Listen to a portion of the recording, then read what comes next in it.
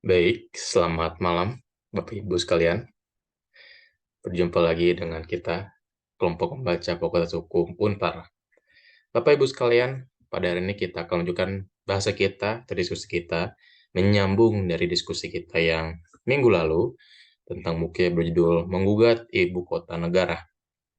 Pada diskusi ini, kita akan membahas tentang bab 3 dan bab 5 ya, sampai bab 5, yaitu kewenangan otorita IKN dan juga pemindahan aparatur sipil negara ke IKN. Ibu sekalian, di sini kita akan menjadi penyaji dari materi ini adalah Mbak Farah Andriani ya, sudah datang juga Mbak Farah. Dan moderatornya adalah Mas Farid. Ya, Mas Farid juga sudah datang. Tanpa berlama-lama, saya akan serahkan tapak pemimpinan saya ini tentang pembukaan acara ini kepada Mas Farid. Silakan Mas Farid, silakan diambil. Baik, terima kasih Kang Theo. Selamat malam Bapak, Ibu, dan teman-teman sekalian. Sebelumnya kami ucapkan terima kasih banyak kepada Ibu Farah yang telah berkenan menjadi pemateri pada malam ini. Juga Ibu Dia yang juga hadir, Pak Jamal, dan teman-teman yang lain. Terima kasih banyak. Seperti yang tadi disebutkan oleh Mas Theo di awal bahwa materi pada malam ini adalah pembahasan buku Menggugat Ibu Kota Negara bab 3 dan 5. Pematerinya sudah hadir yaitu Ibu Farah Adriani. Beliau adalah saat ini mahasiswa di Magister Ilmu Hukum Universitas Brawijaya. Sebelumnya menempuh pendidikan di Fakultas Hukum Universitas Gadjah Mada dengan konsentrasi Hukum Administrasi Negara. Beberapa pengalamannya yang belakangan ini adalah menjadi research assistant dalam proyek penelitian mengenai restoratif justice. Kemudian sempat mengikuti sertifikasi mediator juga pada tahun lalu, pendiri dan tutor pada Yayasan Rumah Literasi Merdesa Malang pada tahun 2014 sampai dengan saat ini. Kemudian juga pernah beberapa kali terlibat dalam eh, penyusunan atau penyusunan undang-undang ya. Beberapa di antaranya adalah Undang-Undang Nomor 18 Tahun 2008 tentang pengelolaan sampah dan Undang-Undang Nomor 32 Tahun 2009 tentang pelindungan dan pengelolaan lingkungan hidup. Beliau adalah salah satu penulis dalam buku Menggugat Ibu Kota Negara bersama dengan para penulis lainnya dan juga Ibu Dia di sini. Dan peminatannya saat ini ada pada hukum lingkungan, legal drafting, dan hukum administrasi negara. Demikian CV dari Ibu Farah yang dapat saya sampaikan. Materi pada malam ini akan saya share screen ya Ibu. Kami bantu untuk share screen dan sebentar Bu. Baik, langsung saja kami persilahkan kepada Ibu Farah. Terima kasih banyak dan selamat berdiskusi.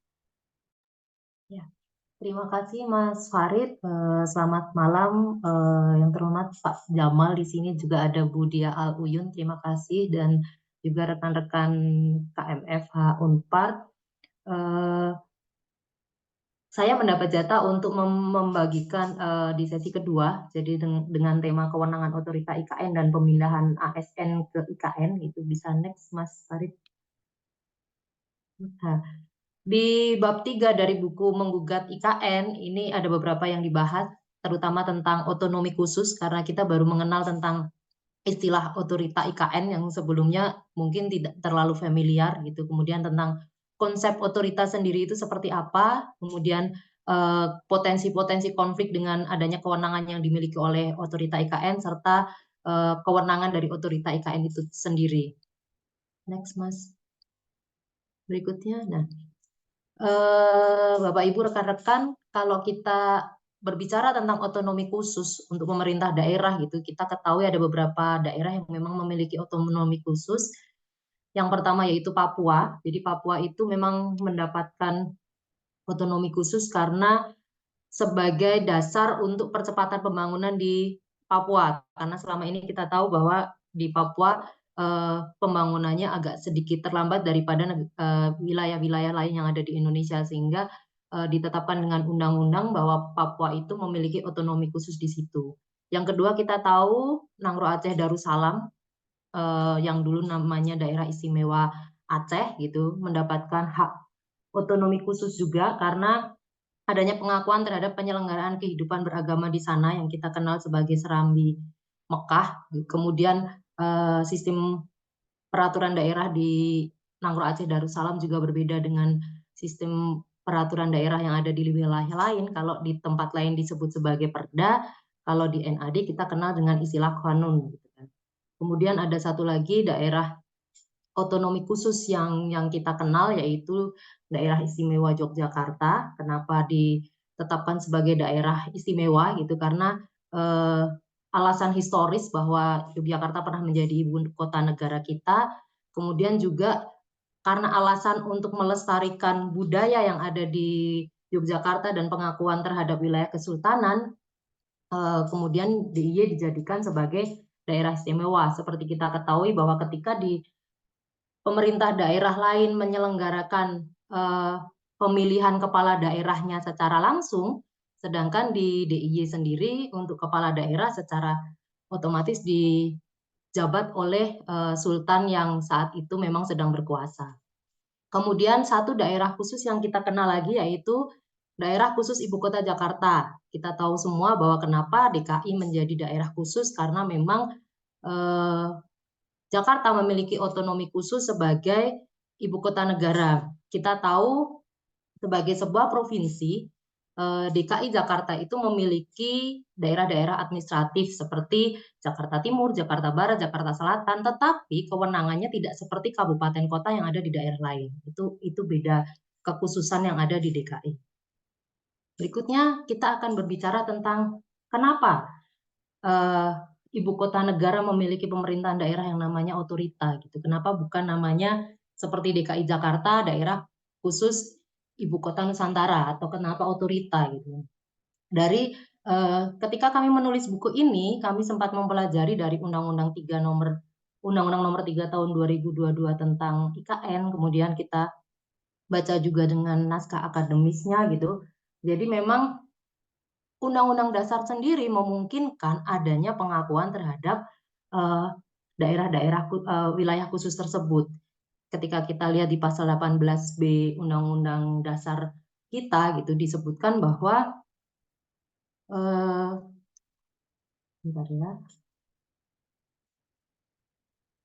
Negara mengakui dan menghormati satuan-satuan pemerintahan daerah yang bersifat khusus atau bersifat istimewa yang diatur dengan undang-undang. Jadi memang bahkan di dalam Undang-Undang 23 tahun 2014 tentang pemerintahan daerah, otorita itu diakui sebagai salah satu daerah khusus yang bisa dilaksanakan sebagai penyelenggara pemerintahan daerah. Kemudian konsep otoritas sendiri ditulis secara tegas di dalam Undang-Undang 3 nomor tahun 2022 tentang Ibu Kota Negara, disebutkan bahwa otorita Ibu Kota Negara adalah pemerintahan daerah setingkat provinsi yang melaksanakan mulai dari perencanaan, penyelenggaraan pembangunan sampai nantinya penyelenggaraan pemerintahan yang ada di Ibu Kota Nusantara. Kemudian yang berikutnya, pengaturan tentang otorita IKN sendiri dipertegas dengan Peraturan Presiden nomor 62 tahun 2022. Pada saat kami menyusun buku ini dari mulai bulan sekitar Januari sampai Juni, kita memang mempertanyakan tentang konsep otorita itu seperti apa dan sejauh mana kewenangan otorita IKN itu ada gitu. Kami waktu itu belum terlalu banyak referensi, tetapi kita tidak banyak mengupas tentang kewenangan itu karena ketika buku ini mulai naik cetak, PP nomor 27 tahun 2023 tentang kewenangan khusus IKN itu baru keluar gitu. Jadi kita sayangnya itu tidak terbahas banyak di buku ini tentang kewenangan khusus itu. Berikutnya Mas, ini yang tadi saya sampaikan.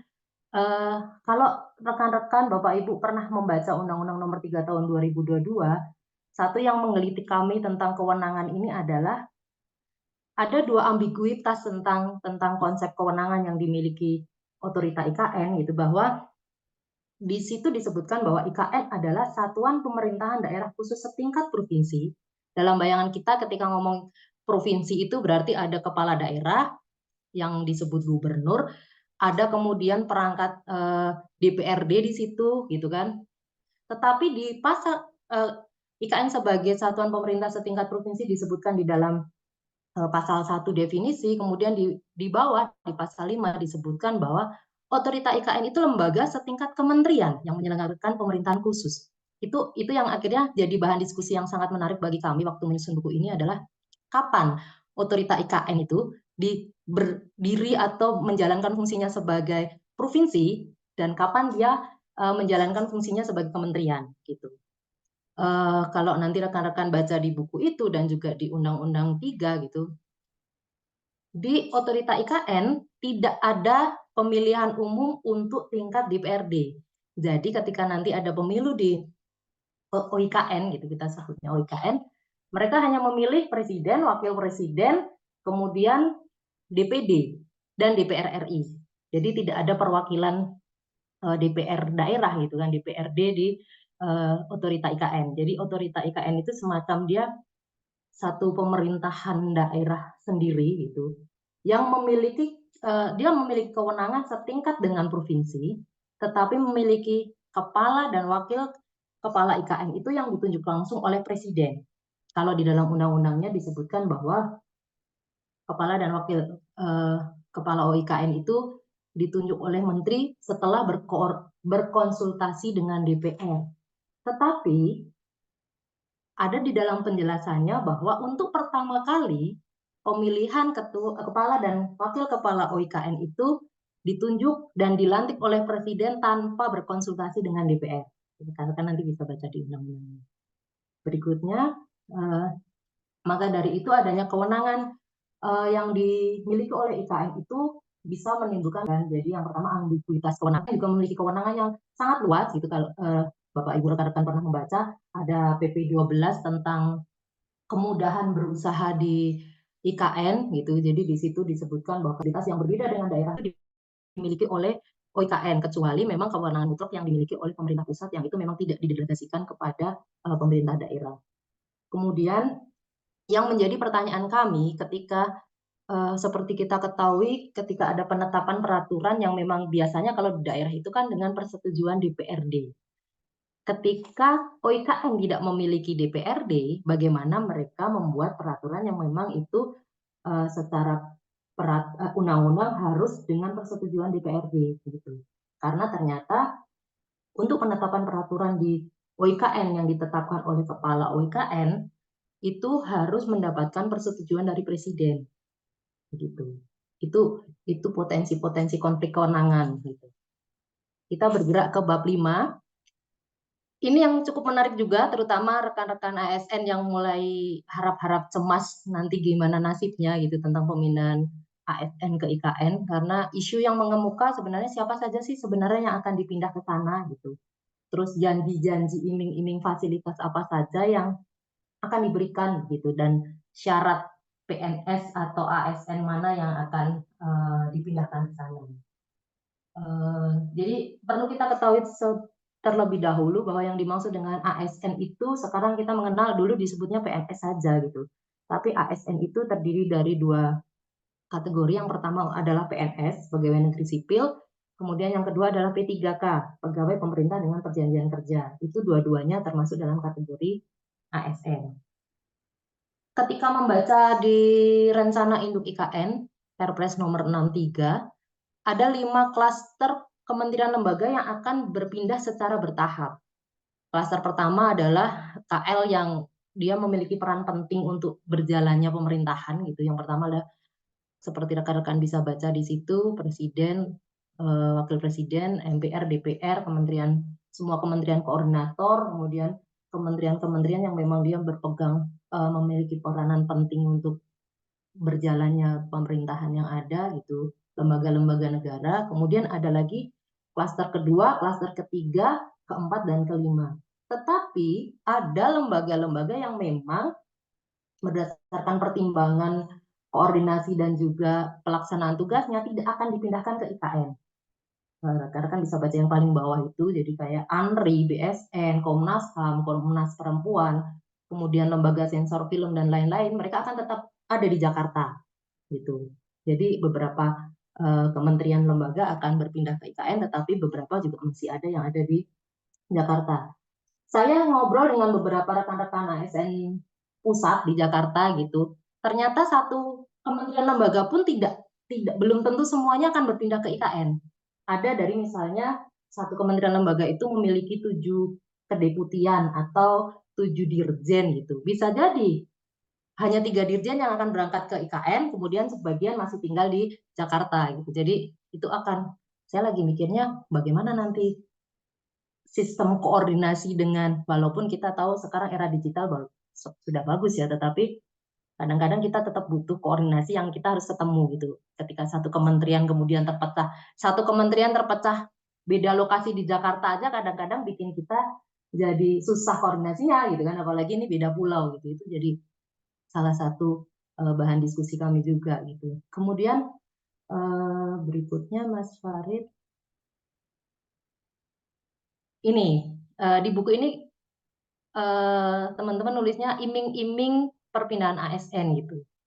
Ini yang memang selalu beberapa waktu lalu sempat sangat viral gitu ketika kalau pindah ke IKN nanti gajinya 50 juta atau pindah ke IKN otomatis dapat rumah gitu. Di Renduk disebutkan bahwa ASN yang akan dipindah ke IKN itu akan mendapatkan fasilitas rumah dinas. Di situ kalau untuk kategori pejabat eselon 1, eselon 2 sampai memang direktur itu akan mendapatkan rumah tapak. Tetapi untuk kita sebagai staf atau orang-orang yang memang jabatan fungsional akan disediakan rumah susun dengan luas kalau nggak salah 98 meter persegi untuk masing-masing ASN.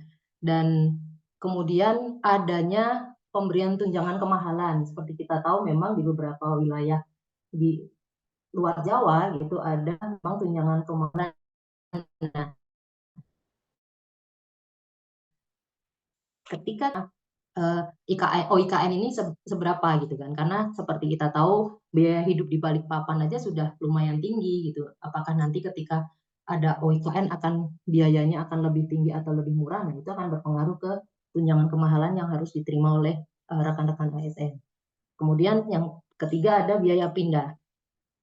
Di undang-undang, di rencana induk juga dijanjikan bahwa setiap ASN yang pindah akan ditanggung untuk ASN itu sendiri, pasangannya, 1 orang anaknya, dan 1 orang pengikut atau pembantu atau apapun. Jadi mereka dapat jatah untuk mereka ikut dibiayai oleh biaya pindahnya tersebut. Tetapi itu juga ternyata kurang memberikan jaminan teman-teman ASN itu dengan senang hati pindah ke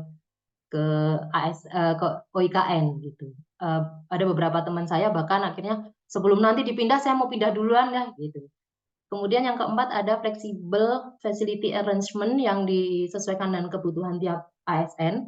Memang tidak secara detail dibahas di buku ini, tetapi jika rekan-rekan baca di rencana induknya disebutkan bahwa nantinya ada fasilitas hiburan di sana, kemudian adanya transportasi yang itu memfasilitasi para ASN untuk datang dan berangkat dan pulang dari tempat kerja dengan lebih gampang gitu. Kemudian pusat-pusat perbelanjaan dan juga sarana-sarana yang lain yang diharapkan itu mampu menjadi daya tarik untuk ASN dengan senang hati pindah ke otorita IKN.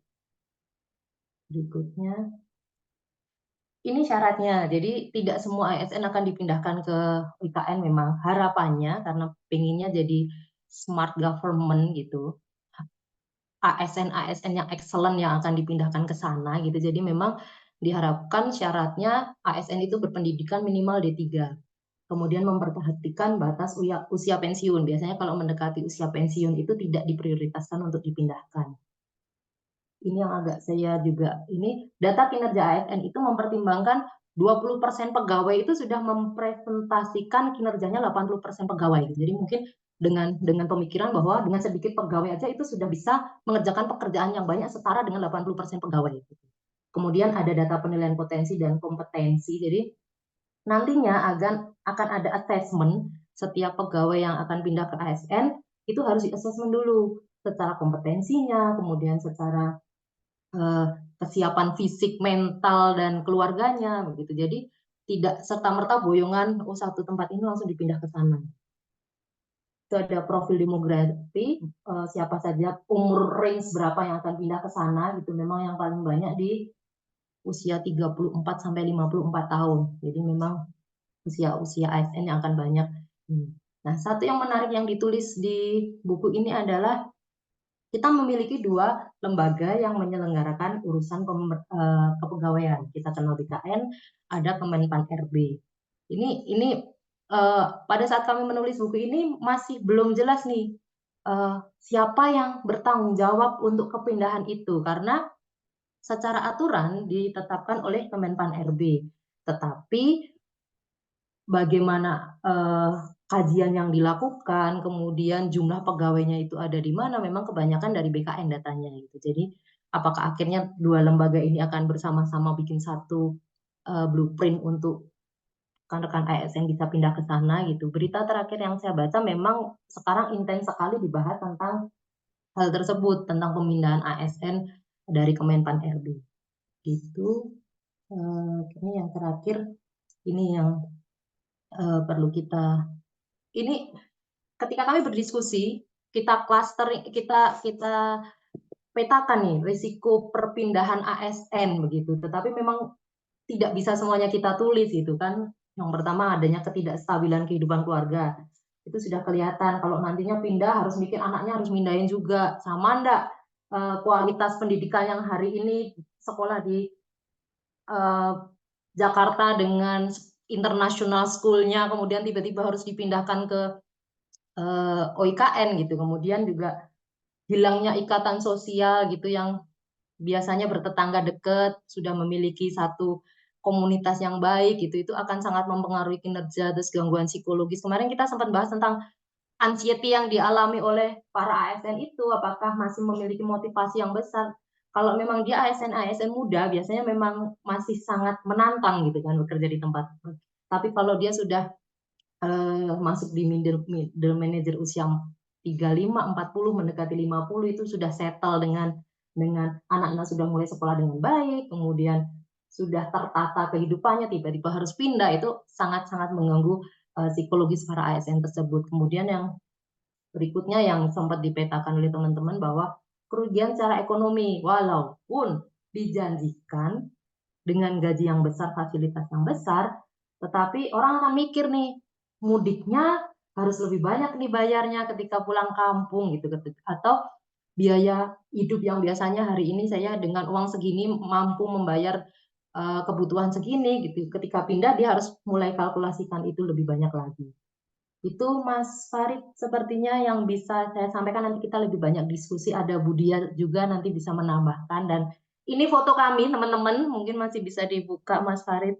Enggak, memang tidak bisa semuanya hadir dalam pertemuan 4 minggu ini, tetapi ini tim kami untuk kami nulis buku bersama selama 1 semester, nanti mungkin Budia juga bisa menambah. Terima kasih, itu yang bisa saya sampaikan, saya kembalikan ke Mas Farid. Baik, terima kasih banyak Bu Farah. Barusan disampaikan 2 topik menarik dari buku ini. Pertama mengenai kewenangan otorita IKN, yang ternyata banyak masalah tarik-menarik kewenangan, ambiguitas kewenangan, kemudian tumpang tindih kewenangan, dan itu berpotensi untuk menimbulkan masalah-masalah yang efeknya ya apa, butterfly effect gitu. Kemudian yang kedua juga disampaikan mengenai pemindahan ASN ke IKN yang banyak iming-iming, namun belum tahu realisasinya bagaimana, belum terbayang sama sekali, dan kalaupun itu direalisasikan, tetap ada potensi-potensi masalah yang lain ya, seperti tadi gangguan psikologis, gangguan mental, gangguan kerugian secara ekonomi yang dialami oleh para ASN yang dipindahkan ini. Nah, terima kasih banyak Bu Farah. Kita akan membuka sesi diskusi ya bagi Bapak Ibu dan teman-teman yang hendak menanggapi atau bertanya atau mengkritik bahkan silakan melakukan raise hand atau langsung melakukan unmute mikrofonnya. Barangkali dari Ibu Dia dulu ada yang mau disampaikan.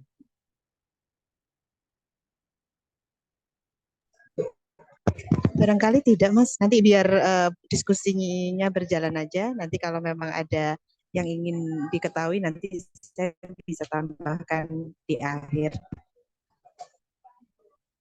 Oh, baik Bu Dia, terima kasih. Mungkin saya akan bertanya dulu ya, sambil menunggu yang teman-teman yang lain. Eh, Kemarin kalau saya tidak salah menyimpulkan dari hasil diskusi yang lalu bahwa IKN ini mau tidak mau harus jadi. Mau tidak mau harus jadi. Terlepas dari pemilu yang akan diselenggarakan ke depan, tapi IKN itu kalau tidak jadi, kerugiannya sangat besar. Nah, terkait mengenai kewenangan otorita IKN tadi, ada atau tidak kira-kira saran atau solusi dari Ibu Farah mengenai bagaimana nih kalau IKN tetap jadi, tapi masalah-masalah otorita IKN, masalah-masalah kewenangan-kewenangan yang tadi disebutkan itu bisa diatasi. Itu yang pertama mungkin Bu Farah. Kemudian yang kedua, saya pribadi agak penasaran dengan metode penelitian yang digunakan di dua topik ini, terutama di topik yang kedua mengenai pemindahan ASN gitu. Apakah itu data-data yang digunakannya apakah purely itu juridis normatif atau juga melakukan dialog dengan para ASN yang ada potensi mereka dipindahkan ke sana gitu. Untuk pembukaan mungkin segitu dulu Bu Farah. Mudah-mudahan yang lain ini dapat terpancing. Ya, langsung Silakan Ibu. dijawab aja mungkin ya, Mas Farid ya. Iya Bu, boleh. Ya, nanti Bu Dia bisa nambahin juga masalah kewenangan. Nah, ini baru jadi gini, begitu buku ini masuk ke percetakan gitu, kita sudah selesai edit gitu, keluarlah itu PP 27 tentang kewenangan. Akhirnya kita nggak banyak eksplor di situ karena kalau itu kita bedah lagi PP 27-nya nggak selesai-selesai bukunya gitu kan. Jadi memang akhirnya tentang yang jadi pertanyaan memang bagaimana dengan ketika kewenangan ada kan sebenarnya IKN ini kan jadi satu wilayah baru yang dia mengambil wilayah-wilayah yang sudah ada sebelumnya. Yang jadi pertanyaan berikutnya kan adalah misalnya satu kayak Kalimantan Timur lah, itu ada beberapa kabupaten yang masuk ke situ kan, ada Kukar, ada Penajam Pasir. Ketika beberapa kelurahan atau desa masuk ke dalam IKN, bagaimana nanti masalah kependudukannya, kemudian masalah peraturan yang berlaku di situ gitu kan. Itu kemudian bagaimana kalau kita ngomong lebih jauh lagi, ada beberapa perizinan yang sudah dikeluarkan oleh wilayah sebelumnya, dengan adanya IKN nanti kewenangannya masuk ke perizinannya siapa gitu kan. Di PP 27 itu disebutkan bahwa kalau tidak salah bahwa ketika wilayah tersebut masuk ke dalam wilayah OIKN, perizinan berikutnya akan mengikuti apa yang terjadi di dalam wilayah OIKN gitu. Dan kemarin saya cek sebelum karena bicara tentang kewenangan ini, saya cek lagi webnya IKN gitu kan. Perpres 62 tentang otorita IKN itu akan direvisi lagi. Struktur organisasi yang ada di IKN akan berubah lagi. Karena gini, OIKN itu kan pekerjaannya mulai perencanaan, persiapan, pembangunan, sampai nanti penyelenggaraan pemerintahan. Gitu kan. Sekarang OIKN itu sedang dalam tahap mereka merencanakan dan melaksanakan pembangunan. Sedangkan pelaksanaan pemerintahannya di undang-undang itu disebutkan nanti akan ada perpres baru lagi. Bisa jadi nanti struktur organisasinya berubah lagi, gitu kan? Itu yang masih tetap kita ini. Ketika provinsi itu kewenangannya didelegasikan kepada dinas-dinas. Sedangkan di IKN itu kewenangannya diturunkan kepada para deputi. Apakah itu sama gitu kan? Itu saya belum pelajari, tetapi menarik ketika kemarin coba baca di Perpres 62 gitu. Nantinya akan ada kayak wilayah-wilayah, apakah wilayah itu setara dengan kabupaten kota, itu menarik untuk kita pelajari berikutnya gitu. Kemudian masalah metode ASN gitu ya. Ada beberapa memang kita melakukan wawancara tetapi memang tidak pakai sampling yang ini mewakili berapa ASN gitu. Kita studi literatur memang, dan ketika kita menulis isu tentang perpindahan IKN itu memang lagi sangat booming, ada banyak tulisan di situ, dan kami salah satu yang jadi rujukan kami itu wawancara dengan PLT Kepala BKN waktu itu, karena wacana perpindahan IKN sangat mengemuka di situ gitu kan. Itu kita banyak baca literatur di situ, tetapi memang tidak secara dengan wawancara khusus ke beberapa ASN gitu. Tetapi kita memang bertanya kepada rekan-rekan kami yang dia sangat potensial untuk nantinya akan berpindah ke IKN. Mungkin gitu Mas Farid ya.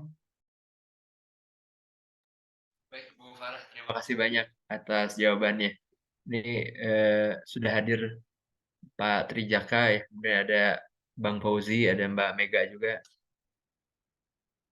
Barangkali dari teman-teman, Bapak Ibu, Mas Theo sudah resen, silakan Mas di unmute.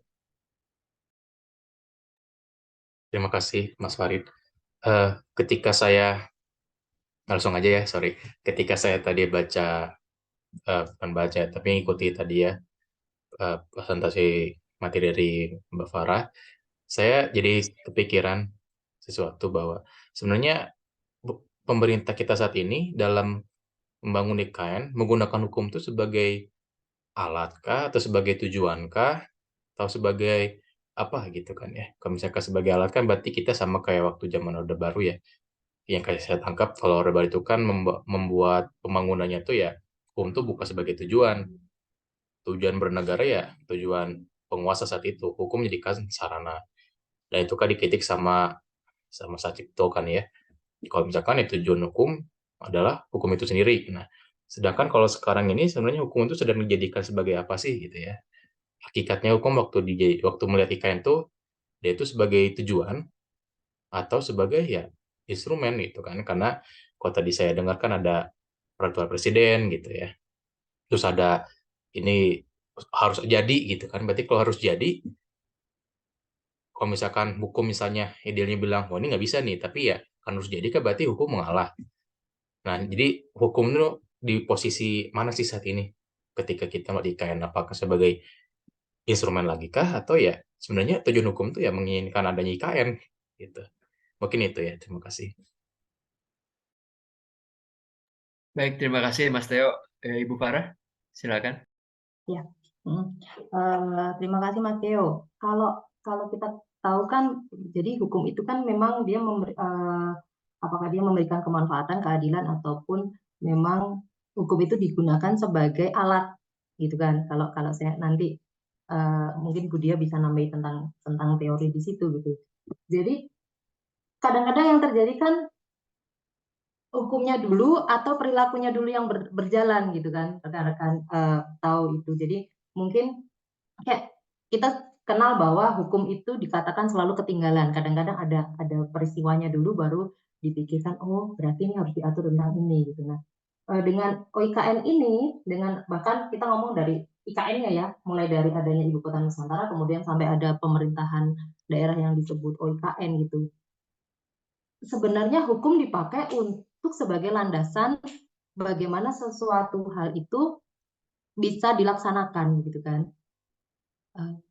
Kalau nanti salah saya mohon di ini ya Bu Dia ya. Karena saya nangkapnya gitu. Jadi hukum itu diciptakan ketika nggak mungkin dong sesuatu pemerintah melaksanakan sesuatu tanpa ada landasannya gitu. Makanya hukum itu diciptakan sebagai alat untuk itu. Gitu. Itu sih Mas Theo yang bisa saya sampaikan. Baik, Mas Theo ada tanggapan atau follow up question? Iya, iya. Jadi memang ketika saya lihat juga kan kalau posisinya hukum waktu Orde Baru tuh kayaknya sangat jelas ya. Para ahli hukumnya pun mengatakan bahwa hukum itu bukan tujuan, tapi ya alat. Jadi hukum itu nggak ada jiwanya. Tapi kan kalau kita lihat ikan ini kadang-kadang misalkan presiden kan saya lihat seakan-akan bilang ini sesuai dengan hukum ya kan. Jadi kalau sesuai dengan hukum, ketika tambah parah tadi berarti kan sudah legal. Tapi kalau sudah legal, hukumnya sendiri melihat itu bagaimana? Apakah memang hukumnya itu dibuat ya kayak tadi hukum itu memang sengaja dibuat biar jadi legal atau memang dari dulu sudah ada atau bagaimana? Nah itu memang yang harus harus kita lihat juga ya karena ya siapa tahu gitu kan ketika hukumnya nggak ada ya udah buat aja hukumnya gitu kan. Ya contohnya misalkan Undang-Undang Cipta Kerja ya kalau nggak salah ya itu kan sempat dibatalkan secara formil oleh Mahkamah Konstitusi Nah, ternyata ya udah buat aja hukumnya di dalam undang-undang pembentukan peraturan perundang-undangan ya tentang metode omnibus law itu. Ya kan sudah sesuai, sudah legal. Nah, tapi apakah memang hukum melihatnya seperti itu atau bagaimana? Karena kan kalau misalkan kita lihatnya lagi seperti itu ya, kalau misalkan nggak ada dasarnya sesuai keinginan pemerintah, ya udah aja buat hukum. Jadi kan hukum itu sebagai alat lagi, alat untuk mendukung pembangunan eh, pembangunan negara gitu ya. Hampir sama kayak Orde Baru, cuma dikemasnya berbeda ya. Tapi kalau kita lihat pakai cara pandang yang lain ya, kayaknya sama-sama aja deh gitu ya. Kalau misalkan saya lihat. Mungkin itu aja pendapat saya, Mas Farid. Terima kasih. Terima kasih Mas Theo. Kalau saya boleh menambahkan, Bu Farah, ini pertanyaan menarik. Eh, kalau menurut hemat saya, sebenarnya nggak ada salahnya kan menggunakan hukum sebagai alat itu untuk mencapai tujuan tertentu. Sepanjang tujuannya baik. Nah, baik tidaknya kan kita lihat dari etis ya, dari etik. Nah, atau contohnya dulu kita misalkan sebelum mendengarkan Ibu Farah salah satu tim undang-undang lingkungan hidup gitu. Sebelum ada undang-undang itu dan setelah ada undang-undang itu kan pasti undang-undang itu punya tujuan. Begitu juga misalnya undang-undang perlindungan konsumen dan sebagainya pasti punya tujuan dulu gitu. Dan nggak ada masalah sebenarnya, kita nggak pernah mempermasalahkan ini tujuannya gimana nih. Nah, justru buku ini menurut pandangan saya selaku pembaca justru ingin membedah aspek etis itu gitu. Tadi misalnya Bu Farah menjelaskan mengenai potensi-potensi masalah dari pemindahan ASN di IKN. Baik nggak sih? Ada nggak sih potensi-potensi masalah? Kemudian mungkin pekan depan membahas soal etika lingkungan ya. Hilang paru-paru katulistiwa di IKN gitu. Kemudian ada juga nanti soal bagaimana masyarakat adat posisinya. Itu lagi-lagi juga soal etik. Jadi kalau menurut hemat saya tuh kayaknya nggak ada masalah menjadikan hukum sebagai alat, tapi politik hukumnya arahnya etis, etis atau tidak gitu. Mungkin itu ya. Ini sedikit saya tahu aja sih Bu Farah. Terima kasih banyak. Ya, Bu Farah terima mau kasih. menanggapi? Diskusi ya Mas ya ini ya. Kalau saya sih nangkepnya gini, daripada tidak ada hukumnya sama sekali gitu, kenapa nggak dibikin hukumnya tuh nanti ada alat yang bisa dipakai untuk menguji. Karena akan menjadi sangat salah ketika bertindak nggak ada hukumnya sama sekali, begitu kan? Gitu. Jadi makanya tadi yang disampaikan Mas Theo, ini kemudian undang-undang banyak memang kita tidak setuju 100% dengan adanya undang-undang cipta kerja yang dibuat dengan sangat cepat gitu. Bahkan IKN ini kalau orang bilang terlalu dipaksakan, tapi cita-cita kita punya satu ibu kota yang bukan di Jakarta itu sudah bukan sekarang gitu kan, itu sudah lama gitu. Sampai akhirnya di pemerintahan ini keluar undang-undang ibu kota negara yang akhirnya memindahkan itu ke Kalimantan Timur. Pastinya akan dibuat peraturannya dulu karena nggak mungkin pemerintah bergerak tanpa aturan gitu kan. Baik itu perlu pasti ada banyak kajian. Kalaupun ternyata makanya ada yang namanya partisipasi masyarakat ketika waktu pembahasan undang-undang itu kan pasti ada uji publiknya. Kalaupun akhirnya nggak semua masyarakat terwakili itu hal yang berbeda, tetapi ada proses itu. Ketika akhirnya undang-undang itu ditetapkan, diundangkan, gitu kan. Ternyata ada yang tidak cocok. Masyarakat bisa menguji itu, gitu kan. Akhirnya dari situ akan kelihatan, oh iya ya, ternyata pada saat disusun ini nggak fit ya dengan kondisi saat ini, gitu. Dan itu masih bisa. Tetapi akan menjadi sangat, kalau menurut saya akan menjadi lebih salah lagi ketika kita melanggar nggak ada dasar hukumnya. Itu sih ya. Terima kasih. Baik, baik Bu. Jadi daripada nggak ada hukumnya sama sekali gitu ya, mengingat kita negara hukum harus ada dasarnya. Ada pertanyaan di kolom chat dari ini saya Kak Denis mungkin ya. Izin tanya Bu, bagaimana pandangan Ibu terhadap dipilihnya kepala OIKN oleh Presiden hanya dengan konsultasi, tanpa persetujuan, serta tanpa persetujuan rakyat yang sudah tinggal di sana? Apakah Ibu menilai ini menyalahi demokrasi? Nah, dari Kak Denis ini barangkali mau ada yang ditambahkan atau disampaikan mengenai pertanyaan ini, kami persilakan Kak. Makasih Kak, udah cukup jelas sih pertanyaan saya. Tadi mungkin yang lupa saya tambahin tuh tanpa persetujuan DPR ya, jadi hanya sebatas konsultasi gitu. Menurut Ibu, mungkin teman-teman Bapak Ibu sekalian, ini menyalahi demokrasi tidak ya? Begitu. Baik, terima kasih. Ibu Farah? Ini sebenarnya balik lagi kepada bentuk pemerintahannya. Kalau kita baca, IKN ini tidak mengikuti undang-undang pemerintahan daerah. Jadi tidak dikenal namanya DPRD di situ. Makanya kepala daerahnya tidak dipilih secara langsung. Karena dia setingkat menteri, dia setingkat kementerian. Menteri itu ditunjuk oleh presiden, karena menteri itu membantu presiden gitu. Ini yang makanya sampai hari ini kita jadi pertanyaan kita ketika dia jadi pemerintah daerah setingkat provinsi, tetapi kepala IKN, kepala OIKN-nya itu setingkat menteri gitu loh. Jadi memang tidak ada mekanisme bahwa dia harus dipilih oleh DPRD. Itu yang supaya kita tidak bisa disebut apakah itu tidak demokratis atau tidak, karena sistem pemerintahan yang dipilih itu modelnya otoriter. Kita tahu dulu, mungkin nggak tahu ya teman-teman, karena kita kayaknya dulu ada yang namanya otorita Batam. Banyak orang mau mengcompare dengan itu kan. Bagaimana dengan otorita Batam, atau juga ada yang namanya otorita kawasan Borobudur kalau nggak salah.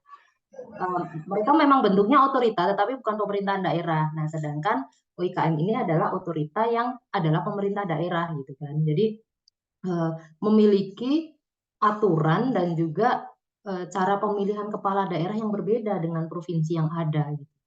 Mungkin itu Mbak Denis ya. Jadi memang berbeda sistem pemerintahan yang dipilih gitu. Mungkin ada tambahan dari Bu Diah kayaknya.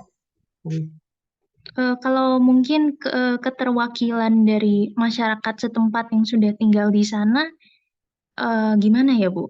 Mungkin setahu Ibu, apakah sudah setuju gitu dengan peraturan itu gitu? Mereka tidak Boleh bisa masuk ya? memilih sendiri. Baik, Ya, Ibu. terima kasih Kak Denis. Silakan Ibu Dia. Iya, terima kasih ya karena kita diskusinya santai gitu. Saya izin masuk. Memang badan otorita itu memang bukan satu-satunya ya, karena izin off kamera karena sinyalnya nggak bagus ya. Jadi memang ada badan otorita itu di wilayah Batam itu juga menggunakan badan otorita. Tapi memang tidak jelas tadi seperti disampaikan oleh Bu Farah, tadi memang tidak jelas apakah itu kemudian masuk otonomi khusus atau tidak gitu. Nah, kemudian keterwakilan masyarakat lokalnya bagaimana? Nah, itu yang juga tidak dipikirkan. Jadi otorita ini selevel menteri. Beda dengan badan otorita yang ada di Batam, itu di bawah menteri. Ini lucu ya. Ya, ini lucunya, alangkah lucunya negara ini gitu kan. Terus yang Papua, Aceh dan sebagainya tadi otonomi khusus. Nah, ini kategori yang mana IKN itu? Makanya kalau kita diskusi sama teman-teman gitu ya, di kelas gitu, seringkali kita menemui atau melihat ini sebagai negara di dalam negara gitu. Jadi DPR-nya itu adalah DPR pusat. Jadi bukan DPRD. Itu yang membuat membingungkan di sini. Kemudian apakah ada MRP gitu ya, atau misalnya kalau di Papua kan Majelis Rakyat Papua gitu yang bertugas mewakili masyarakat yang ada di situ, keterwakilan lah, atau keterwakilan perempuan, keterwakilan kelompok agama dan sebagainya. Tapi kalau di IKN ini nggak ada, jadi tidak ada mekanisme itu. Nah, itu yang sebenarnya dari segi kewenangan memang kita melihat ada permasalahan yang cukup serius di sana. Sudah awal tidak banyak dilibatkan, kemudian dalam proses nanti tidak ikut menentukan. Padahal nanti akan ada dampak-dampak dari IKN itu kepada masyarakat yang ada di sekitar. Pasti itu kita bisa melihat itu. Barangkali itu. Kemudian tadi saya maaf ya, saya terlempar tadi mau memberikan komentar tentang bagaimana dengan hukum gitu ya, bagaimana dengan hukum, kedudukan hukum dan sebagainya. Kalau melihat di sini kedudukan artinya ya seringkali peraturan yang kemudian muncul di dalam IKN ini tidak sejalan gitu ya dengan hukum yang ada gitu. Fungsi hukum di sini sepertinya sudah terlewati dengan adanya IKN ini, meskipun sebenarnya IKN ini seolah-olah memang didasarkan pada bagaimana kemudian sejarah menata atau seolah-olah ini adalah sebagai sesuatu yang tidak bisa ditolak begitu. Tapi kenyataannya apa yang ada di dalam IKN ini secara secara tekstual, kontekstual ini tidak sama dengan apa yang ada di dalam masyarakat. Jadi kalau tadi mengutip miliknya Sacipto Raharjo misalnya begitu ya, dari penanya tadi gitu, kalau kita baca sisi-sisi lain dari hukum gitu, kita melihat bahwa ada kepentingan-kepentingan atau konfigurasi politik yang sebenarnya mempengaruhi dari bagaimana kemudian ketentuan tentang IKN ini sebagai fast track legislation itu kemudian muncul di dalam sistem pemerintahan yang ada di Indonesia. Itu mungkin sedikit tambahan, maaf menyela ya. Baik, terima kasih Bu Dia. Dari Bu Farah, ada tanggapan lanjutan? Bu. Cukup sih Mas sepertinya itu. Kalau masalah pemerintahan daerah memang beda sistem pemerintahan yang dipakai. Dan kalau tadi ngomong keterwakilan atau apa, memang nantinya ada DPD sih, DPD yang dipilih ketika ada di IKN itu. Memang tidak ada DPRD di situ. Itu yang membedakan dengan pemerintahan daerah yang lain. Gitu Mas Farid. Baik, Bu. Artinya sebelumnya ada DPRD menjadi tidak ada gitu ya. Dan yang tadi mungkin ditanyakan oleh Kak Denis sudah cukup terjawab ya. Jadi kalau saya tangkap sih justru itu menurunkan indeks demokrasi ya. Terlepas lah dari frame hukumnya dia legal atau tidak. Tapi dari yang asalnya masyarakat punya partisipasi menentukan anggota DPRD menjadi tidak ada. Yang benar aja, rugi dong. Mas Teo, silakan Mas Teo. Sebentar, ini ada di kolom chat ada pertanyaan dari Ibu Herlinda. Eh, Silakan Ibu, apa mau langsung disampaikan atau dibacakan saja, Bu? Mohon maaf, mungkin saya bukan pertanyaan tapi semacam apa ya? Ya Tanggapan ya, Bu? itu gitu ya, setuju tadi dikatakan Mbak Farah kalau seperti negara dalam negara. Nah, ini saya juga sendiri belum mempelajari secara mendalam ya. Cuman menarik gitu untuk dikaji lebih lanjut karena bentuk penguasaannya ini bukan hak pengelolaan gitu ya. Tapi mirip-mirip hak pengelolaan. Kalau dilihat di peraturannya kalau mau melakukan peralihan gitu harus izin dulu gitu kan. Karena kalau misalnya di ibu kota di Jakarta gitu ya, kalau nggak dikuasai langsung oleh pemerintah ya nggak perlu izin gitu kan. Orang mau mengalihkan haknya ya nggak apa-apa langsung aja. Tapi ini harus izin dulu. Jadi seperti hak pengelolaan begitu. Tapi tidak ada secara eksplisit itu hak pengelolaan. Ya mungkin itu saja tanggapan gitu ya, semacam pendapat gitu ya, setuju gitu ya. Baik, terima kasih Bu Herlinda. Jadi mirip dengan hak pengelolaan. Sebelum ke Pak Jamal, tadi Mas Teo angkat tangan ya. Setelah Mas Teo nanti baru ke Pak Jamal, kemudian dikembalikan ke Ibu Farah. Silakan Mas Teo. Ya, terima kasih Mas Farid. Tadi ketika saya mendengar diskusi tadi dari Bu Dia ya, Bu Dia, terus tadi Mbak Denis gitu, hal demokrasi segala macam. Ya juga tadi Mas Farid sebelumnya, jadi memang betul kita tidak apa-apa juga menganggap hukum sebagai suatu alat, yang penting kan etikanya atau etik politik hukum dalam membentuk suatu produk itu ya. Pas tadi saya mendengar itu, saya jadi kepikiran, apakah mungkin ya ikan ini dibentuk dengan mengutamakan efisiensi ya dan efektivitas gitu.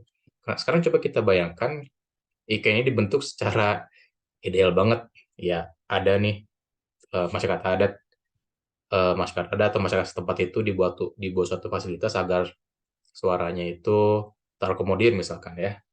Itu kan membutuhkan waktu yang lama ya. Kapan jadinya IKN? Dan kalau misalkan sistemnya itu seperti pemerintahan yang lain nih, pemerintahan daerah yang lain, dipilih segala macam, belum tentu juga berhasil buat IKN itu sendiri. Jadi kalau misalkan kita pakai perspektifnya ya, etik itu tadi bentang gitu kan ya.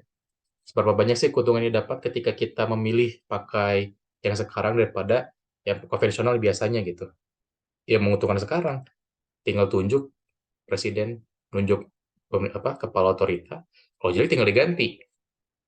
Kalau misalkan kepala daerah yang seperti itu kan jelek ya bisa diganti karena yang pilih rakyat. Tapi ini adalah presiden. Jadi saya juga melihat bahwa ya ada hukum memang mungkin dijadikan sebagai alat untuk membuat IKN ini dan juga mengutamakan unsur efektivitas dan efisiensinya. Makanya kalau tadi dibilang bagaimana dengan hak orang-orang ya yang telah mendiami daerah tersebut, ya dalam perspektif pemerintah ya, itu sudah dipercayakan kepada pemerintah sendiri ya. Jadi ya masyarakat itu ya dianggapnya sudah menerima gitu. Ya, mungkin itu ya bisa saya tambahkan. Jadi ada unsur efektif melihat bagaimana menjalankan pemerintahan secara efektif dan efisien, maka ada beberapa nilai-nilai hukum yang dikiranya ideal itu diletakkan di tempat yang lain gitu ya. Mungkin seperti itu. Terima kasih. Baik, makasih Mas Theo. Bapak Jamal, silakan Pak. Baik, makasih Mas Farid. Salam kenal Bu Farah. Yang minggu yang lalu saya juga sempat ikut join. Tapi saya tambah lama kok tambah tertarik gitu ya sama fenomena IKN ini. Tapi sebelumnya saya mau bicara tentang ini. Saya dari tadi nunggu-nunggu kok nggak ada yang bahas otorita Batam gitu ya. Tapi akhirnya muncul juga otorita Batam. Saya mau komentar tentang otorita Batam. Setahu saya, mungkin karena saya kecepatan lahir, otorita Batam itu dulu, seingat saya, dia dibentuk dalam rangka menyaingi Singapura. Karena tahun-tahun itu ya, tahun-tahun 80 something, saya lupa tepatnya, kan belum ada WTO. Jadi baru belakangan aja ada WTO, di mana ada prinsip-prinsip most favored nation. Nggak boleh lagi ada standar-standar yang macam-macam gitu kan, untuk negara-negara membernya. Nah, Singapura dulu itu menjadi pesaing berat Indonesia dalam rangka berbisnis. Dia bisa jual barang dengan harga yang kita nggak bisa menandingi karena dia bebas teks. Nah, Indonesia membuat otorita Batam itu seingat saya memang dalam rangka menandingi Singapura. Yang pada waktu itu kepala otorita Batamnya saya lupa, kalau nggak kakak adiknya Profesor Habibie. Nah, tapi akhirnya terus menjadi kota biasa aja Batam itu. Dengan demikian saya mau mengatakan jangan-jangan otorita Batam ini bagian daripada kegagalan kita menyusun skenario. Nah, kalau betul yang saya pikirkan, saya mau balik lagi ke IKN. Saya terus terang agak khawatir kalau IKN ini nanti juga bakal terjadi seperti otorita Batam. Nah, pertanyaan saya begini, mumpung ada Bu Farah dan Bu Dia yang minggu lalu juga ikut hadir, saya tidak tahu penelitian ibu-ibu ini sampai ke persoalan politik enggak. Saya tidak ada kepentingan dengan politik karena saya bukan politisi, tapi saya menjadi tertarik berapa hari yang lalu saya baca di ada kiriman ke saya, mungkin dikira saya politisi juga ya. Ada aktivis yang pernah ditahan di kasus yang sama Syah Ganda waktu itu, sama beberapa orang ditangkepin itu, saya lupa persis namanya. Dia katakan bahwa ini IKN ini ada sambungannya dengan obor, One Belt One Road, China. Nah, apakah penelitian ibu ini sampai ke sana? Karena begini, berharap saya juga salah begitu ya. Tapi pada waktu itu dipetakan, karena di Kalimantan ini ada komunitas yang kental sekali dengan China-nya. Apakah ini ada urusan dengan itu? Nah, tadi pagi kalau nggak salah, saya sempat baca di running text, ada kapal induk Amerika punya mau ditempatkan di kawasan ASEAN. Nah, jadi ini saya mau bertanya, apakah penelitian ibu-ibu sampai ke politik gitu ya? Saya nggak tahu, berharap saya salah. Boleh dijawab dan boleh tidak. Kalau memang nggak sampai ke sana, untuk apa saya teruskan pertanyaan saya? Tapi kalau sampai ke sana, benar-benar saya kepingin tahu. Itu mungkin. Baik. Terima kasih. Terima kasih Pak Jamal atas pertanyaan dan pemanasan yang luar biasa ya. Mbak Nancy, ada pertanyaan nih teman dari Maranatha. Silakan Mbak Nancy. Halo, selamat malam Kak Farid, Bu Farah. Ya, jadi saya bacakan pertanyaannya aja. Izin bertanya buat Bu Farah. Untuk jaminan pelindungan terhadap hak-hak masyarakat lokal dan ASN yang ingin digusur nantinya itu bagaimana ya, Bu?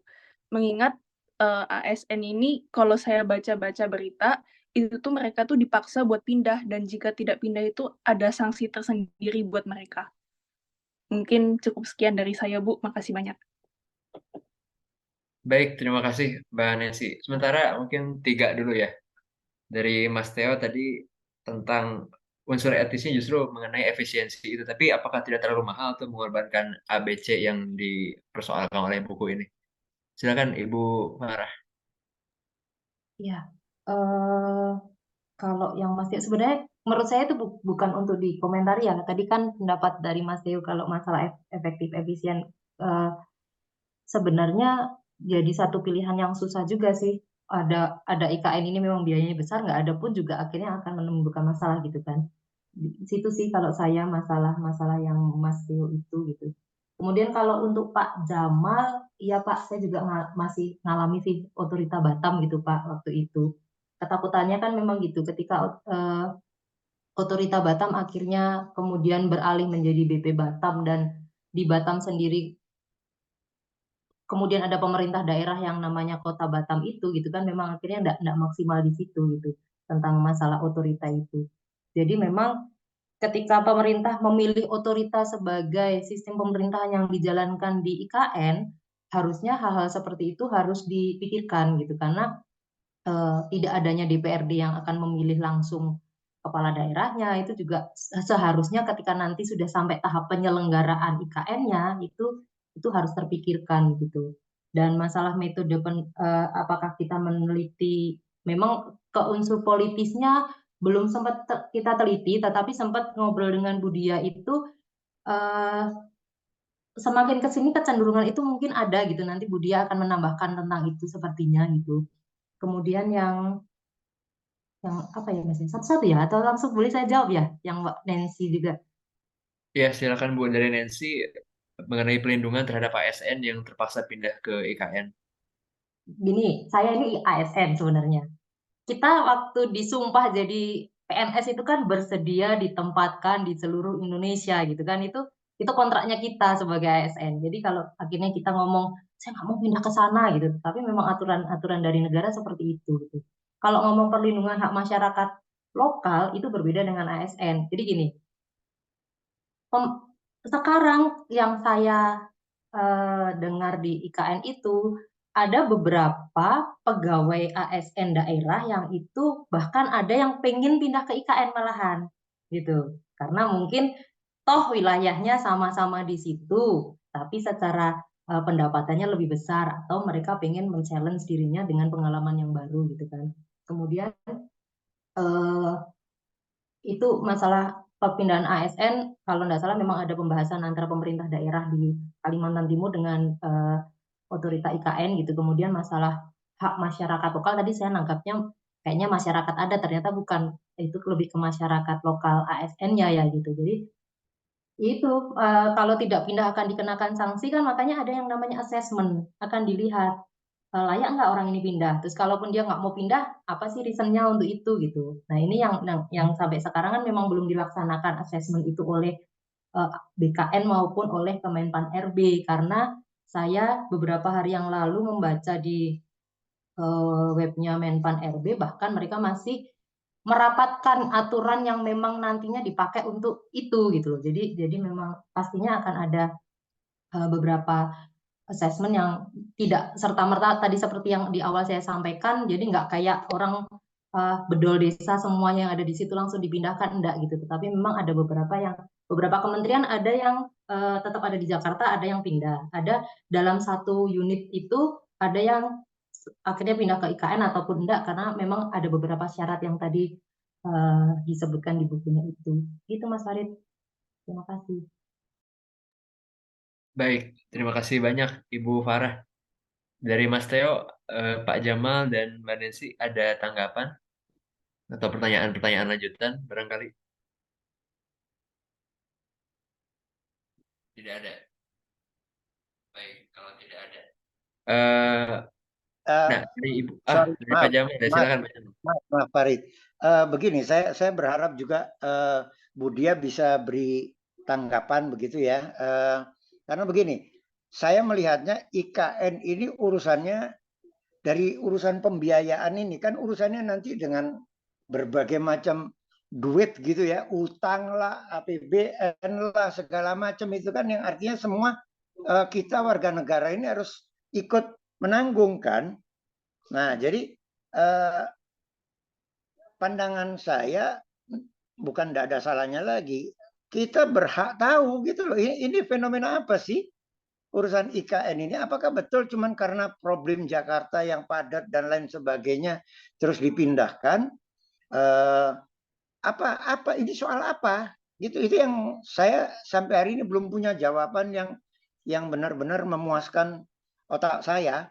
Nah, saya berharap peneliti-peneliti ini syukur-syukur kalau sudah penelitiannya sampai mendalam, yang rugi dong kalau kita menghadirkan peneliti-peneliti begini pertanyaannya yang ringan dan yang lucu. Mending kita kejar yang apa, kita mau tahu lebih jauh lah dari peneliti ini. Pasti peneliti ini punya sesuatu. Nggak mungkin enggak. Nah, itu kalau dibuka kan seru ya Mas Farid ya. Mohon maaf Bu Farah dan Bu Dia kalau saya nggak nyalahin kamera saya juga berebut sama kuota. Makasih. Baik, terima kasih Pak Jamal. Ibu Dia, silakan Bu.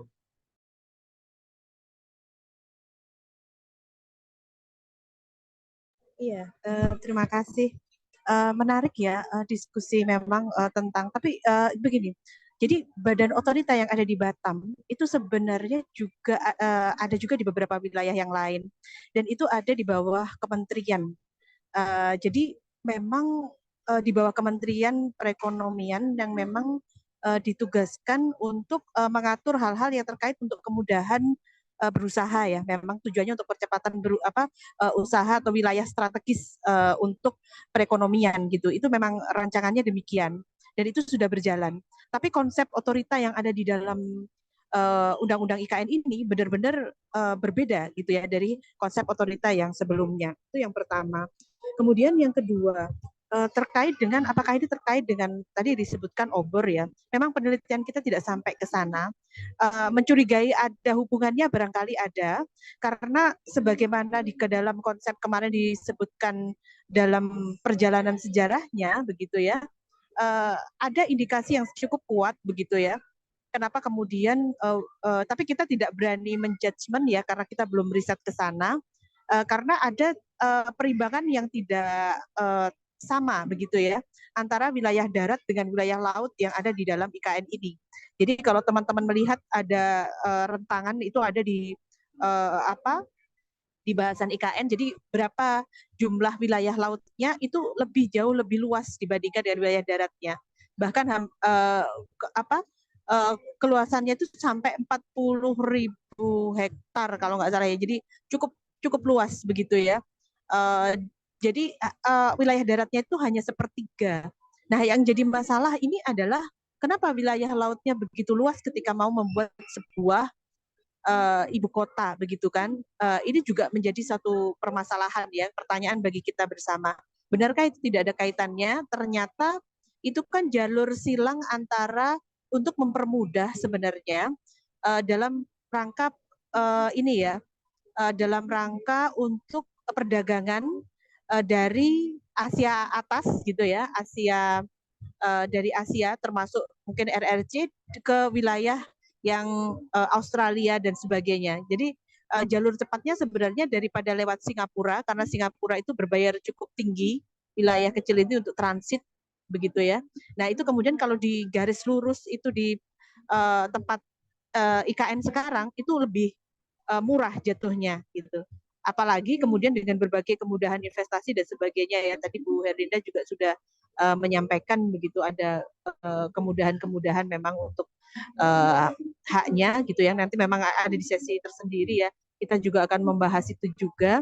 Nah, jadi itu. Kemudian yang selanjutnya terkait dengan ASN, tadi benar memang yang disampaikan oleh Bu Farah bahwa memang ASN ini harus ikut ya.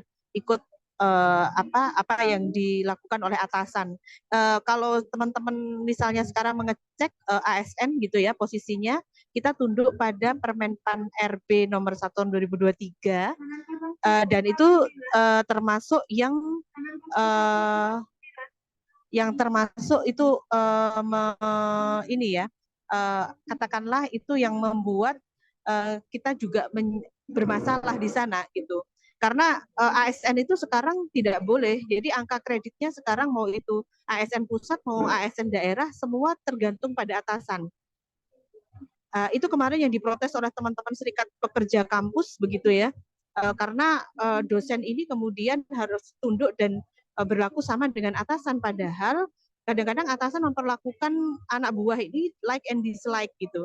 Ini agak menyimpang sedikit ya, tapi ini terkait gitu. Dan ini juga yang terjadi pada seluruh ASN. Nah pasti nanti akan ada sanksi, iya jelas pasti akan ada sanksi begitu.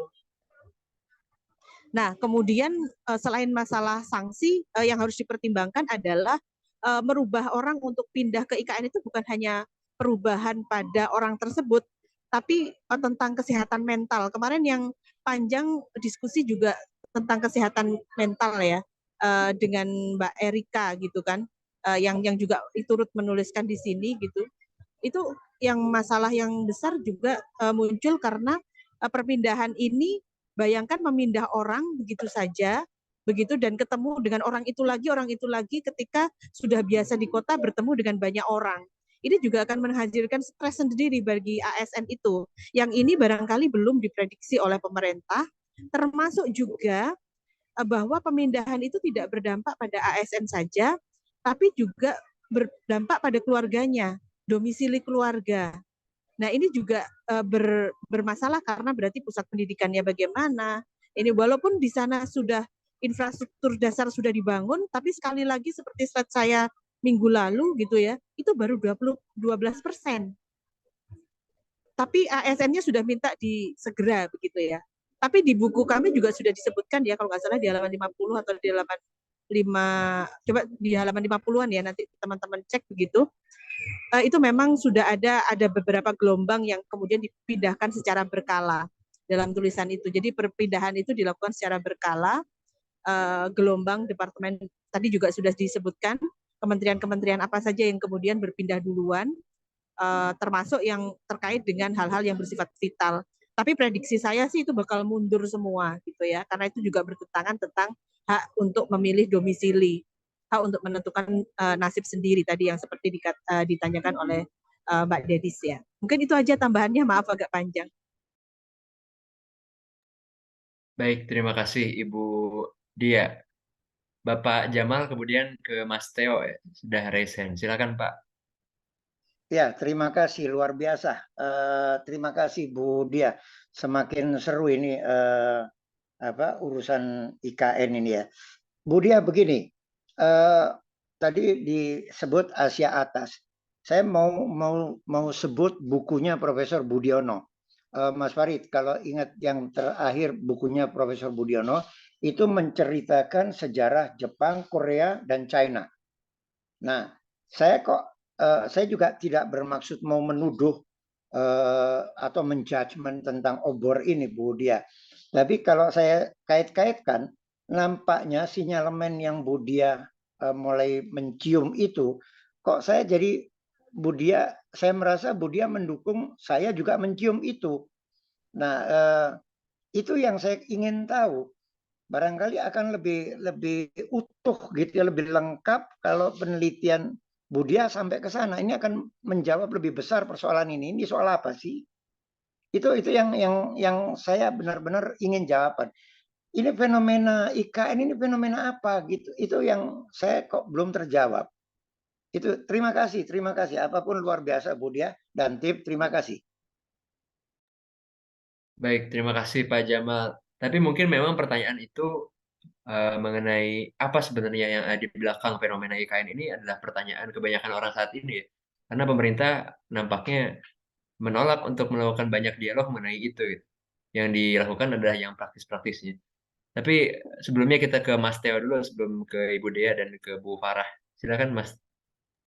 Ya, tadi ini yang pertama sih tadi sedikit terlintas saja ya, perihal tadi ya, perihal masalah kesehatan ASN yang tiba-tiba dia di suatu lingkungan baru dan dia ketemu itu lagi pasti kan memang sangat menyakitkan ketika dia harus menerima kondisi seperti itu demi pekerjaannya.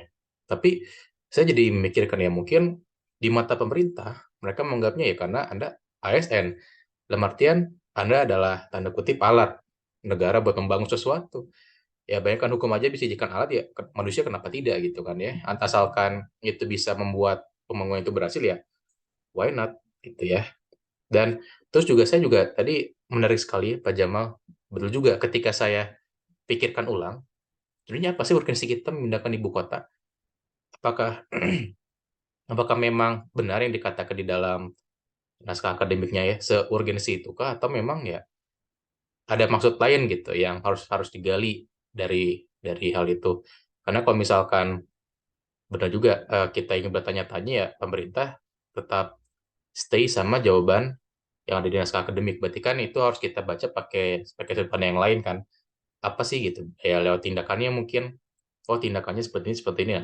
Menurut saya eh, kalau misalkan juga lihat di KN kan tujuan utamanya untuk memindahkan tata kelola pemerintahan ya biar biar lebih efektif ya efisien ya kita pindahin lah ke tempat yang mana gitu ya jangan Jakarta terus deh kalau udah padat Jakarta juga jadi pusat bisnis tapi ke permasalahannya di Ken juga ada pusat ekonominya nah jadi sebenarnya ikan ini tadi arahnya mau kemana apakah memang memang ditujukan seideal itu seperti dia di dalam naskah akademik atau memang kita sebenarnya dari cara yang lain mungkin bukan cara hukum mungkin ya cara sosiologi mungkin atau cara politik kayak tadi ya Pak Jamal bilang lewat politik internasional atau apa nah karena memang tadi ya kalau misalkan dipikir-pikir lagi ya apa sih sebenarnya urgensi yuridisnya kita memindahkan IKN ini gitu. Mungkin itu aja komentarnya Mas Pak. Terima kasih. Baik, terima kasih banyak Mas Theo. Dari Ibu Dia atau dari Ibu Farah ada yang mau disampaikan?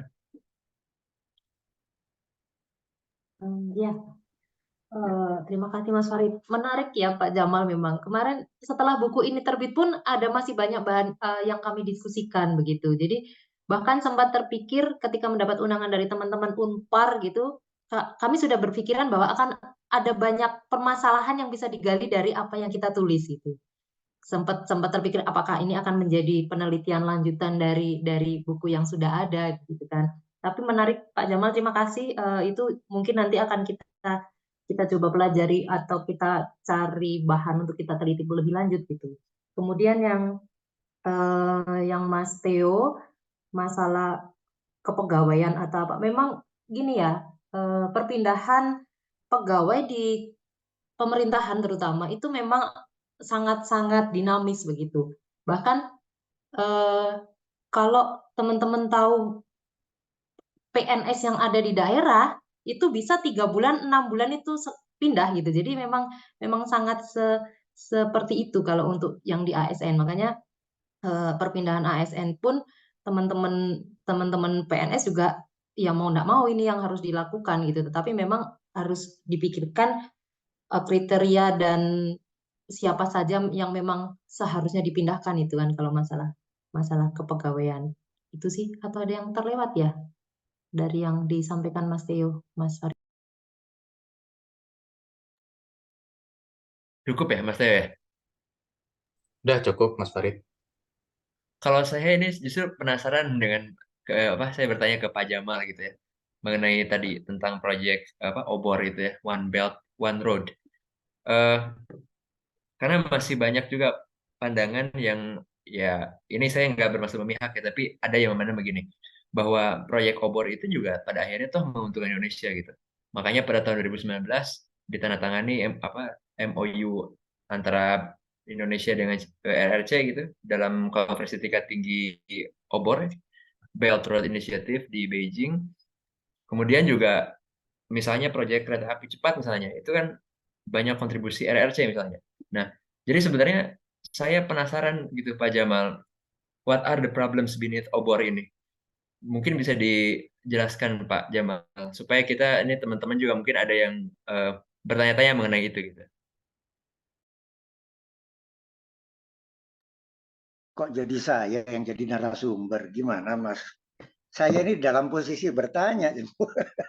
Kan ini Pak, kan obor panas Pak, jadi biar panas ke Pak Jamal.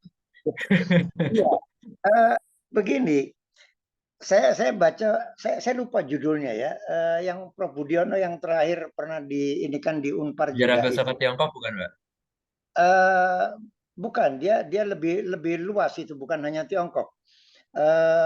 Dia cerita jadi gini, ini urusannya strategi dengan urusan Selat Malaka.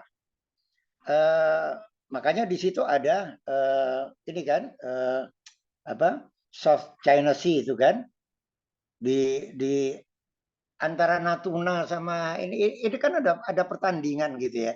Dari dulu sumber logistik untuk China itu dia ngandelin Jepang. Itu di bukunya Prof Budiono. Nah sekarang kan terbalik. Ada di China semua. Kita bahkan dunia hampir-hampir bergantung sama China. Nah, terus saya lihat lagi ada pertandingan tentang nikel. Ini mau ngejar yang Sulawesi untuk baterai lithium itu kan. Nah, baru-baru ini kan juga isunya berkembang cukup serius di antara capres. Bahkan terjadi perdebatan cukup seru yang diangkat sama Thomas Limbong ya. Nah, ternyata itu pengaruhnya cukup besar kalau saya mengamati aja ya. Saya nggak riset di situ. Saya bukan ahli di bidang itu.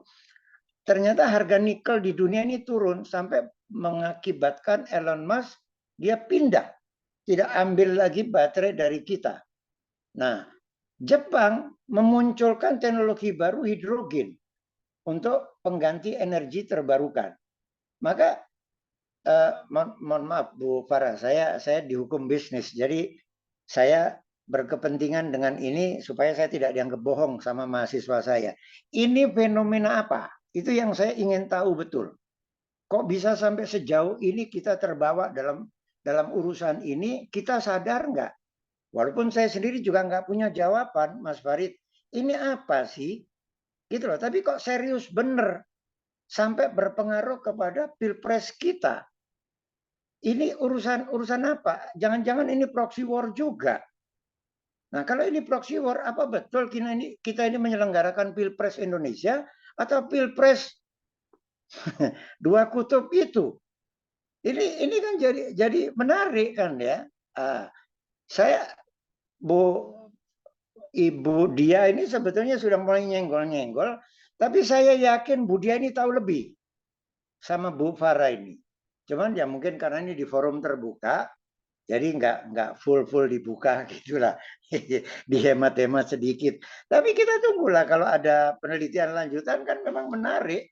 Syukur-syukur sebelum kita terjerembab jauh Bu Farah, baru Bu Farah nanti komentar. Oh iya, ini dulu sebetulnya maksudnya begini. Kan kita tinggal menyesal. Saya berharap betul dari penelitian ini sungguh luar biasa sumbangsinya kalau ini sampai apa namanya? Saya kira ini saya tidak tahu bagaimana menghargai ini, apresiasi luar biasa dari hasil penelitian ini. Terima kasih itu Mas Farid. Saya bukan narasumber jadi jangan ditanya. Saya yang mau nanya. Terima kasih. Baik, makasih Pak Jamal. Ya, menarik sekali ya. Ya, makanya Pak Tristan merekomendasikan ini buku ke kami gitu, Bu Farah, waktu akhir tahun kemarin itu. Tapi baru sempat dibahas pekan lalu. Baik, dari Bapak, Ibu, atau teman-teman yang lain, ada yang hendak bertanya atau menanggapi dari Pak Trijaka? Barangkali ini ada tanggapan atau pertanyaan, Pak? Ya. Selamat malam, Mas. Dan selamat malam untuk semuanya. Saya mohon maaf tadi terlambat lama ya, karena tidak tahu acara ini. Lama tidak ikut. Yang dibahas ini ya menarik, itu menurut saya. Bahkan lebih dari menarik, sangat menarik itu. Untuk perpindahan ibu kota ya, rencana dari Jakarta ke Kalimantan Timur ya, IKN. Sebenarnya kita tidak perlu risau. Ya, tidak perlu risau. Kalau kita lihat historis ya, bahwa ketika anak angkat dari ini Hadiwijoyo ya, dari Kerajaan Pajang, ketika dapat menaklukkan ini Arya Penangsang dari Jipang, itu kan diberi hadiah hutan Mentawai di, kalau sekarang Yogyakarta namanya hutan Mentawai. Hutan dibabat, kemudian didirikan kadipaten namanya Mentaram Islam. Itu yang menjadi bibit lahirnya kerajaan Islam di Indonesia. Pendirinya Ki Pemanan karena anak angkatnya berhasil memenangkan sayembara, yaitu menaklukkan Jipang Panolan. Kita sering mengolok-olok bahwa kita kok pindah di tengah hutan Kalimantan Timur. Mentawai ini juga hutan. Ya, Mentawai ini hutan. Dan tidak menyangka menjadi kota Yogyakarta yang hebat sekarang ini ya, dikenal oleh dunia ya. Itu banyak turis yang datang ke Jogja, terutama di Malioboro dan Keraton. Itu pelopornya yaitu Ki Pemanan, dilanjutkan oleh anaknya yaitu Sutawijoyo, yang nanti menjadi Raja Mataram Islam pertama dengan gelar Panembahan Senopati ing Alogo Sanidin Panitogomo Kalifatullah. Itu yang menjadi cikal bakal dan nanti menjadi kerajaan yang cukup lama, bahkan sampai sekarang masih ada. Itu ya yang nanti pecah menjadi Kasunanan dan Kasultanan. Lalu yang Solo pecah menjadi dua, Kasunanan sama Mangkunegaran, yang Jogja Kasultanan dengan Pakualaman. Nah, kembali ke IKN. Ya.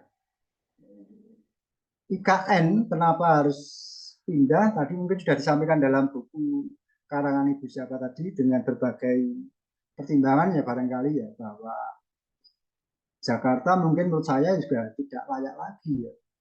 Jumlah penduduknya sungguh luar biasa, tingkat kemacetan tinggi, polusi tinggi, setiap tahun selalu rob, kemudian permukaan tanah itu setiap tahunnya turun antara 3 sampai 12 cm ya. Sehingga mau tidak mau siapapun yang menjadi gubernur Jakarta, walaupun dengan APBD mencapai 70 triliun per tahun ya, tidak akan bisa mengatasi. Itu tidak akan bisa mengatasi. Itu. Kemudian ke IKN ini kok baru sekian persen. Membangun sebuah ibu kota negara itu perlu waktu yang lama. Setidak-tidaknya perlu 4 tahun. Kok masih banyak sana sini yang kekurangan? Pasti tidak akan sempurna. Termasuk makanya supaya memudahkan bahwa pemimpin di daerah situ nanti dikendalikan oleh presiden melalui hak prerogatif. Itu menurut saya memang harus begitu. Dengan berbagai pertimbangan supaya mudah dikendalikan. Karena tujuannya apa? Tujuannya yaitu untuk bahwa kelangsungan ini ibu kota yang baru ini jangan sampai ada hambatan-hambatan. Kemudian kembali pada tantangan-tantangan, setiap negara pasti punya yaitu cita-cita, punya keinginan yang besar. Seperti yang dipermasalahkan dengan Cina ya, yang menjadi tantangan ya. Kita pun juga bisa menjadi tantangan buat negara lain. Sama. Hanya akhir-akhir ini kita, sebagian besar rakyat kita ini sering tidak suka dengan pengaruh besar dari Cina.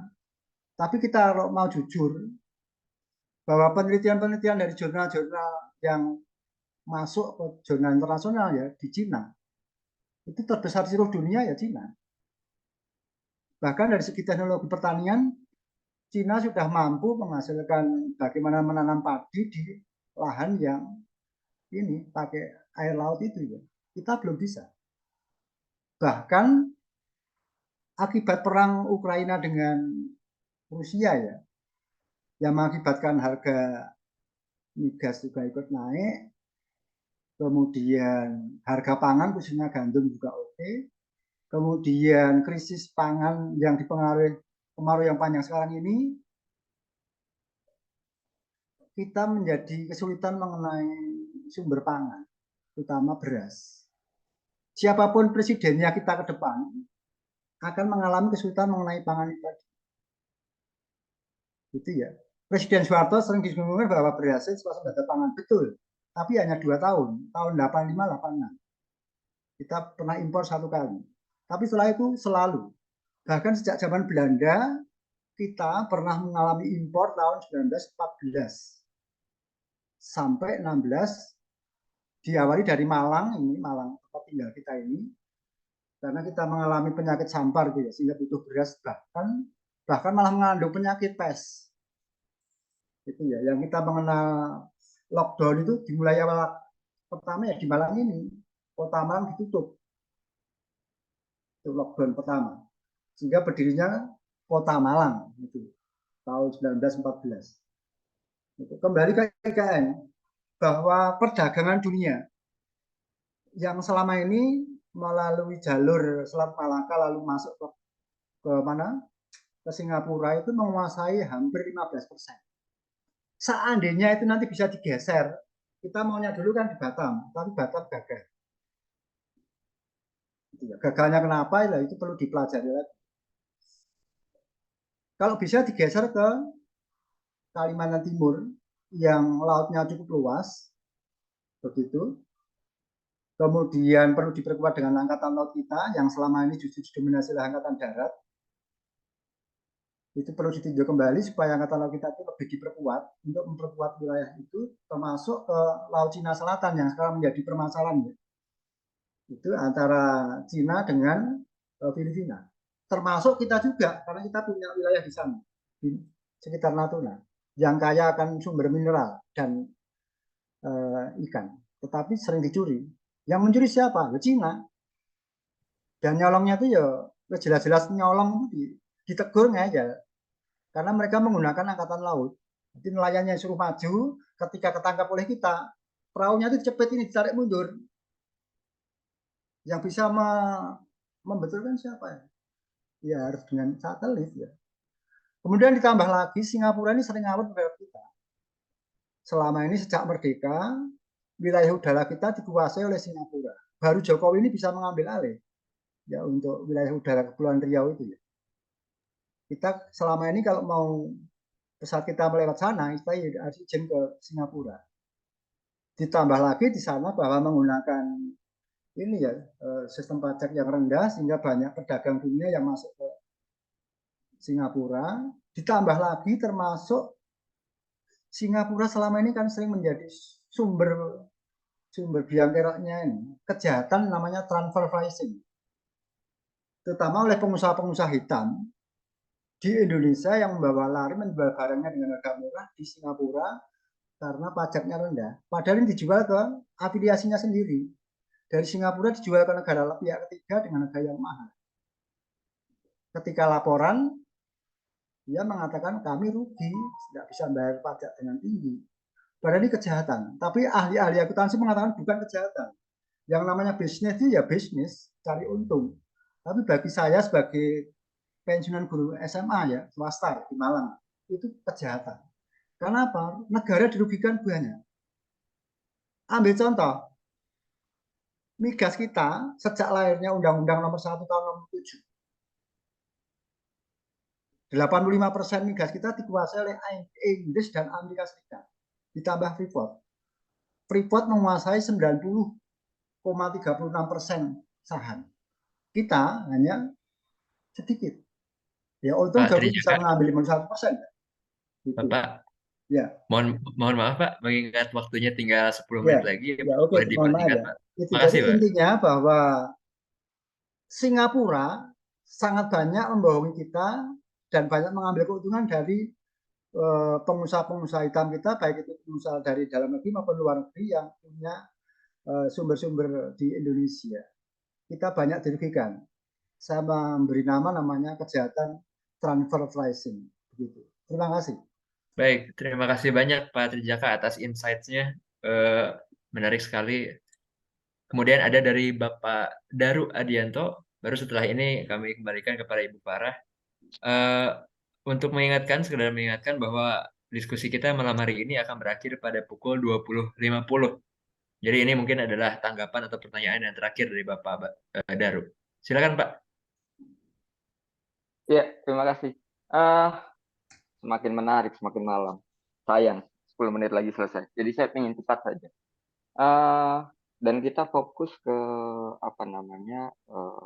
kenapa ada IKN. Tapi dari sisi hukum, karena kalau saya lihat dari bukunya banyak kajian-kajian yang sebetulnya perlu dilihat kembali bagaimana rencana-rencana pengembangan ibu kota itu disusun. Karena kalau tadi dari Pak Jamal, terus dari Pak Tri, itu sebenarnya udah dapat gambaran bahwa hukum, bagi saya pribadi, pembelajaran malam ini adalah hukum itu tidak bisa lepas dari anasir non-hukum. Ada politik dan sebagainya. Tapi kita seringkali hanya terpuaskan dengan informasi yang mungkin ya kita jadi boneka saja antara pro kontranya. Nah, terlepas itu semua, kembali lagi bahwa ketika kita melihat ada ibu kota, apakah itu menjadi salah? Apakah prosedurnya yang salah? Pemilihan ibu kota? Ataukah jangan-jangan ada ide seumpama ya? Ini udah cukup banyak bahwa kita mau melepas warisan-warisan kolonial. Kita bangga Indonesia merdeka, tapi kita pakai istananya Belanda. Nah, Pak, namanya pemerintah. oh ya, ya. Pak 731 ya. Ya, silakan lanjut. Ya. Ya, namanya pemerintah dari zaman dulu saya coba nulis bagaimana KMB, terus bagaimana sikap respon dari pemerintah, Bung Hatta gimana.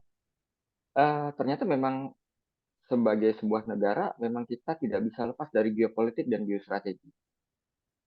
Sayangnya memang tadi kalimat terakhir dari Pak Trijaka, kita melupakan histori kita bahwa Indonesia dari zaman purbakala adalah sebuah, terutama Kalimantan, memang rute perpindahan.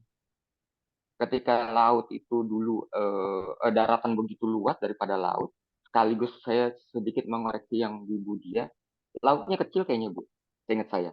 Kalau daratannya 230 something ribu hektar.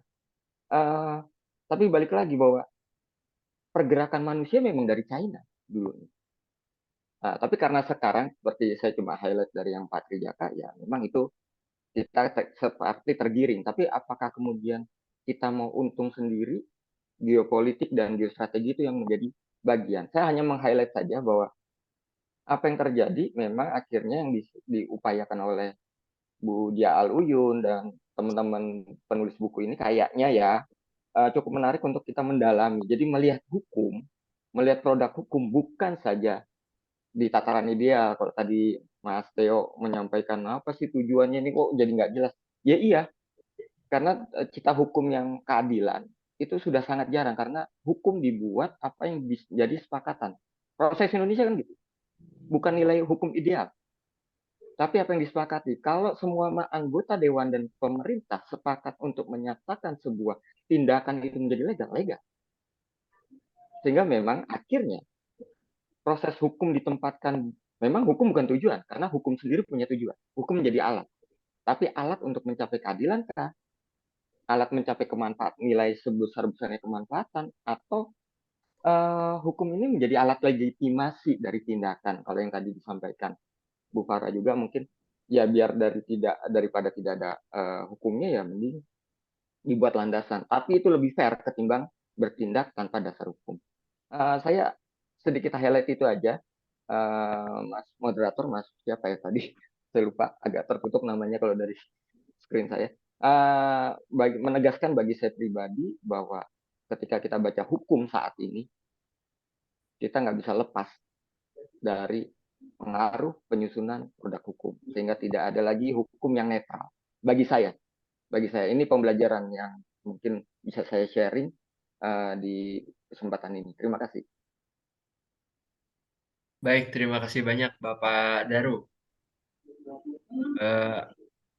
Mengingat yang barusan ada tanggapan terakhir, ya, jadi langsung kita kembalikan kepada Ibu Farah ya untuk menanggapi tadi dari Pak Trijaka, kemudian dari Pak Daru, kemudian barangkali ada closing statement dari Ibu Farah. Silakan Bu.